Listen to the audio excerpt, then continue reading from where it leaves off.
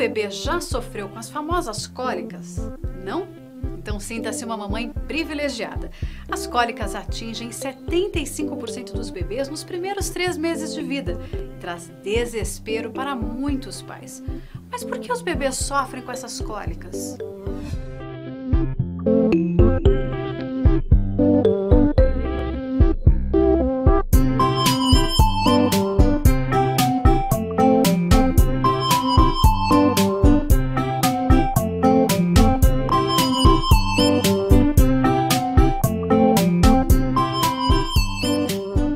A cólica do bebê, na verdade a cólica do recém-nascido ou do lactente, é uma imaturidade do intestino. O que é essa imaturidade intestinal?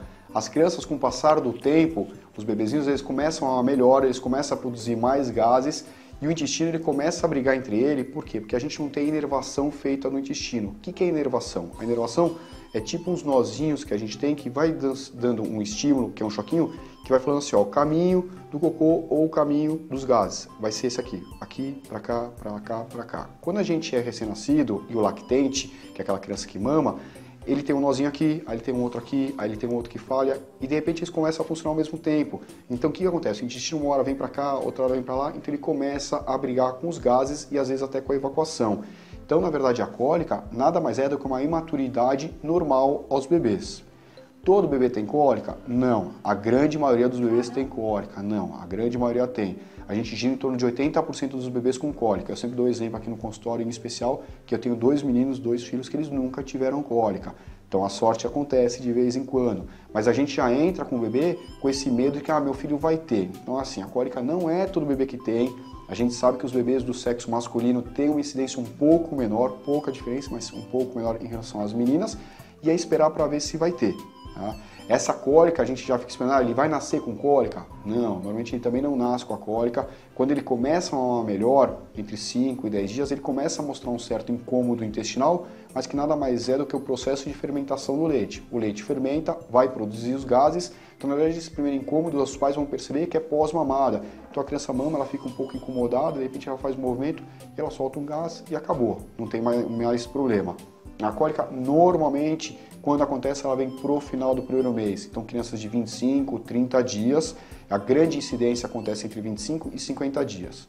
Depois dos 50 dias, 60, a gente já começa a entrar numa descendente para ter o final da cólica, que a gente vê com 3 meses. Então, é um quadro autolimitado, um quadro que a grande maioria dos bebês vão passar e que a gente pede para os pais não se desesperarem, porque os bebês já ficam desesperados e a gente tem que ajudar eles.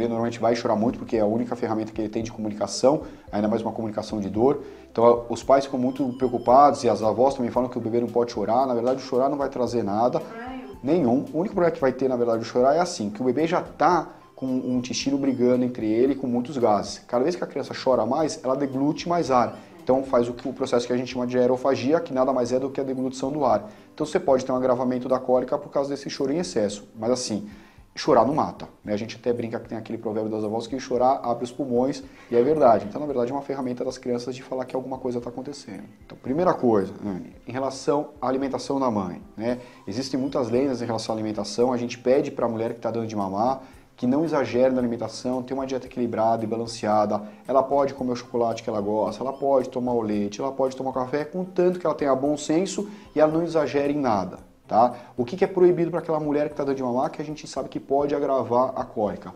São bebidas com gás, então refrigerantes ou qualquer bebida, e a bebida alcoólica. Isso realmente a gente pede para a mãe não fazer uso, porque pode agravar a cólica. Então o chocolate é um mito? É um mito, ela não vai comer uma barra de chocolate, mas ela pode comer seu quadradinho sem problema nenhum, do mesmo jeito que o leite, do mesmo jeito que o café. No momento que a criança tem cólica, as medidas farmacológicas, ou seja, o uso de medicação, funciona muito pouco. Por quê? Porque como o intestino é imaturo, não tem nem aonde essa medicação ir funcionar. Então a gente fala que as medidas não farmacológicas são mais eficientes do que as farmacológicas, que vem a ser o quê? O uso da bolsinha de água quente, então a gente pode pegar uma bolsinha por 37 graus e meio e colocar na barriguinha da criança, do bebê, e pode deixar o dia todo se precisar. A gente usa muito hoje para as crianças acima de 1 mês a massagem. Existe uma massagem especial que funciona extremamente bem para eles, que é a Chantala. Então a Chantala é super estudada e realmente é super eficiente para isso aí. A Chantala é muito bacana. Tá? Se os pais não sabem fazer, a gente também não precisa ficar tão tecnicamente, não sei fazer. É pegar um olhinho natural, vegetal, e fazer uma massagem em modo circular. Para quê? Para ajudar essa criança a, pelo menos, se a gente não consegue fazer a cólica passar, a gente pelo menos ajuda a expelir esses gases, que já vai dar uma boa diminuição.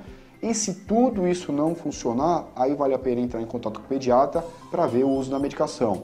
Eu só peço para o pessoal que está vendo a gente de não fazer o uso da medicação sem ser consultado antes o pediatra, porque a automedicação é extremamente proibido, né, é complicado, e quando a gente fala de bebê, existe muito jogo de número com medicação. Então às vezes a gente fala assim, mas só são 3 gotinhas da medicação. E aí a gente vê, Marcelo, peso 80 quilos, e esse mesmo remédio eu tomo 30 gotas. Então assim, o bebê proporcionalmente toma mais medicação do que um adulto. Então a gente precisa sempre ter uma prescrição, uma orientação médica para fazer o uso da medicação.